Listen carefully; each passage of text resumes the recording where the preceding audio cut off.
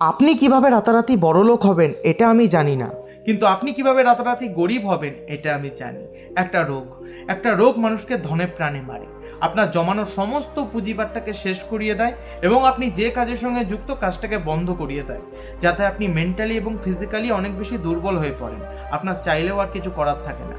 আমরা মধ্যবিত্ত মানুষ, সাধারণ মানুষেরা ছোটোখাটো রোগকে গুরুত্ব দিই না। এই তো ওষুধ খেলেই ঠিক হয়ে যাবে। আবার অনেক মানুষ মনে করে এই তো ঠিক আছি, ফিট আছি, কিচ্ছু হবে না আমার। আজকে হচ্ছে না বলে যে কালকে হবে না তার কিন্তু কোনো মানে নেই। এই জন্য স্মার্ট পাবলিকরা খুব ভালো করে জানে এই সিচুয়েশনটা কিভাবে মেনটেন করবে। অন্য অন্য সেক্টরে জিনিসপত্রের দাম হু করে বাড়ছে, সেই অনুযায়ী হেলথ সেক্টরে জিনিসপত্রের দাম 14 গুণ বাড়ছে, মানে আগুনের মতো বাড়ছে। কি করা যাবে ওষুধের দাম এত বাড়লে? সেই ক্ষেত্রে আপনাকে বুদ্ধি দিয়ে কাজ করতে হবে।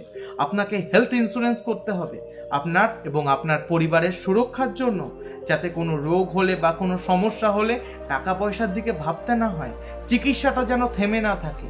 আপনি এবং আপনার পরিবারের কথা ভাবুন, কিছু কিছু করে সেভিংস করে নিজের পরিবারের জন্য একটা হেলথ ইন্স্যুরেন্স করান, যাতে আপনি এবং আপনার পরিবার সুরক্ষিত থাকে।